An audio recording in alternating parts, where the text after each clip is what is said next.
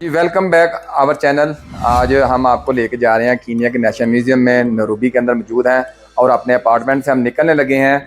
तो हमारे दोस्तों के साथ तारफ़ करें और चलें हमारे साथ सफ़र शुरू करते हैं। मिस्टर तारिक, जी मिस्टर हसन, उमर उमर उमर।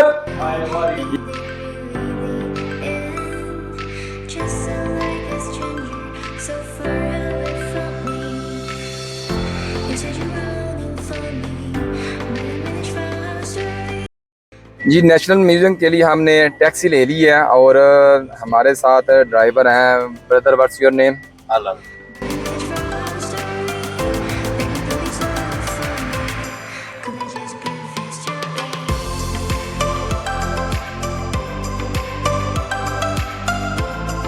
ये जी हम पहुंच चुके हैं नेशनल म्यूज़ियम में। ये इनका मेन गेट है। फाइनली हम नेशनल म्यूज़ियम में पहुंच गए हैं, जिसको हमने पाकिस्तान से निकलते हुए सर्च किया था। और हम खुश हैं कि आज हम नैरोबी के नेशनल म्यूज़ियम को अंदर से देखने के लिए जा रहे हैं कि वहाँ पे कौन कौन सी चीज़ें हैं उन्होंने म्यूज़ियम में रखी हुई हैं। एक्साइटेड हैं, दोस्तों के साथ हैं। ये जी हमने टिकट लिया नॉन रेजिडेंट के लिए। ये टिकट जो है ना वो 1500 है और रेजिडेंट के लिए ये 600 है। इसमें हम 2 पार्क विज़िट कर सकते हैं। ये जी फाइनली हमारी टिकट प्रिंट हो चुकी है। तो टोटल हम 4 पर्सन हैं और ये 5150 कीनियन शिलिंग हैं, ये जो कि $40 बनते हैं। ये 2 पार्कों की है। यहाँ पे हम चेक करा के अंदर जाने लगे हैं। Can I get the free guide? यहाँ हम अपने गाइड के साथ मुख्तलिफ गैलरियों में जाएंगे, जहाँ हमें कीनिया की कदीम तारीख, फ़नून लतीफ़ा और जानवरों के नमूनों का पता चलेगा। From different communities here in Kenya, and at the top we have the big calabash. It normally talks about the origin of communities. These gourds can be used of storing water or beers, while when a gourd is cut into 2, it becomes a calabash, and it can be used as a plate or a cup. Like this. So this is the Great Hall of Mammals. The Great Hall of Mammals, and at the centerpiece we have various kinds of wild animals.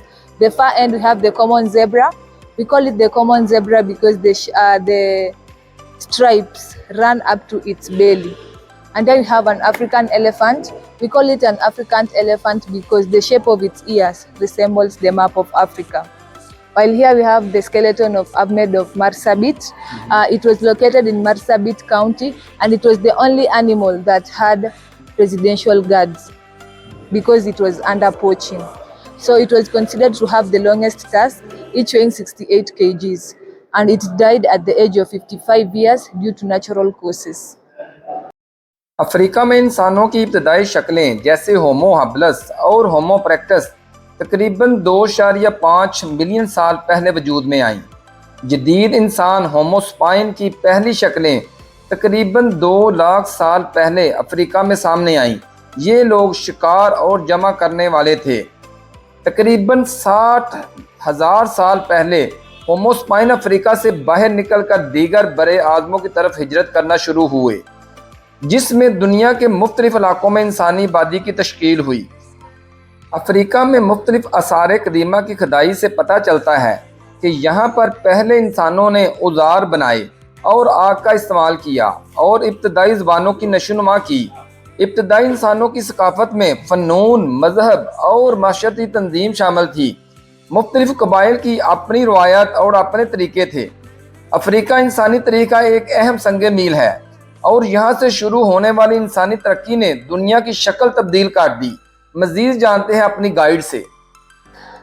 Because it got stained by a blue-black manganese. It is 2.5 million years of age. It is known to be a Turkana boy because the pelvic bone it's much smaller compared to that of a lady, and the height of it was 1.6 meters tall. Discovered were the Homo habilis. They lived in forested areas.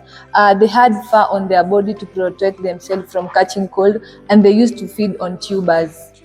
And they were the first people to invent the first tools known as the Oldowan tools. We have the second group known as the Homo erectus. meaning upright man. They evolved and they started living in savanna lands. There was division of labor where men were hunters while women were gatherers, and they invented fire, but they never used fire. The fire that the Homo erectus, the Homo sapiens, they lived in savanna lands. There was division of labor as well, and the fire that was invented by the Homo erectus, they used it for cooking, and they invented tools known as the microlith. इस museum में परिंदों की मुख्तलिफ नस्लों की नुमाइंदगी की गई है। अफ्रीका की मतनू परिंदों की अक़साम, इनके रहन सहन और कुदरती माहौल के बारे में मालूमात फराहम की गई हैं। ये नुमाइश सयाहों को अफ्रीकी परिंदों की खूबसूरती और इनके तहफ़्फ़ुज़ की अहमियत से आगाह करती है। इसको तो आप जानते होंगे, ये वो है उल्लू, जिसको उल्लू का पट्ठा भी हम बोलते हैं, यही है वो। कीनिया का नेशनल म्यूज़ियम अफ्रीकी सकाफ़त की भरपूर अक्कासी करता है। यहाँ मुख्तलिफ़ कबीलों के रवायती लिबास, आलात, मौसीकी और फ़नून लतीफ़ा की नुमाइश मौजूद हैं। ये नुमाइश सयाहों को अफ्रीकी सकाफ़त की गहराइयों और तनाव का एहसास दिलाती है। म्यूज़ियम में कीनिया की रेलवे की तारीख़ पर भी तवज्जो दी गई है, जो मुल्क की तरक्की में अहम किरदार अदा करती हैं। यहाँ कदीम रेलवे ट्रेन के मॉडल्स, तस्वीर और मालूमाती बैनर्स मौजूद हैं, जो इस शोबे की तरक्की की कहानी बयान करते हैं। कुदरती विरसे के हिस्से के तौर पर म्यूज़ियम में सफ़ेद गैंडे और शहद की मक्खियों के बारे में भी मालूमात फराहम की गई हैं। सफ़ेद गैंडे की नस्ल जो ख़त्म हो चुकी हैं और शहद की मक्खियों के माहौलियाती किरदार के बारे में आगाही दी गई है। इस म्यूज़ियम में मुसलमानों की सकाफ़ती वर्से का भी ख्याल रखा गया है। यहाँ मशहूर उलमाए किराम के बारे में मालूमात और कुरान पाक के कदीम नुस्खे मौजूद हैं, जो इस्लामी तारीख़ और सकाफ़त की अक्कासी करते हैं। यहाँ पे ऐसी कहानियाँ मौजूद हैं जो ज़ुबान से बयान नहीं की जा सकती, लेकिन मैं आपको यही मशवरा दूँगा कि आप ज़रूर इस म्यूज़ियम का विज़िट करें। अब हम जा रहे हैं स्नेक पार्क। यहाँ पर हम अपनी टिकट चेक करवाएंगे। ये पार्क ख़ास तौर पर सांपों के तहफ़्फ़ुज़ और तालीम के लिए काम किया गया है। सयाह यहाँ मुख्तलिफ़ अक़साम के सांपों, कछुओं और दीगर रेंगने वाले जानवरों के बारे में मालूमात हासिल कर सकते हैं। पार्क में तलीमी सेशन और वर्कशॉप भी मुनक्कद की जाती हैं, जहाँ लोगों को सांपों के बारे में आगाह किया जाता है। दोनों मकामात एक दूसरे के करीब वाक़ हैं और नैरोबी के सियाहती सफ़र का एक अहम हिस्सा हैं। ये जी सांप इन्होंने रख दिया है मेरे ऊपर, काफी खतरनाक है। Okay, you can take. ये था कीनिया का नेशनल म्यूज़ियम और हमने आपको स्नेक पार्क भी दिखाया। आपको ये वीडियो कैसी लगी और हमारे गेस्ट जो हैं इनको तो बहुत मज़ा आया। आपको क्या फीलिंग आई है ये हमें कमेंट करके ज़रूर बताएं। आपके सवालात का हमें इंतज़ार रहता है। आप हमें अगर आपको वीडियो पसंद आई है तो लाइक करें और हमारे चैनल को सब्सक्राइब करें। नेक्स्ट वीडियो तक के लिए अल्लाह हाफिज़।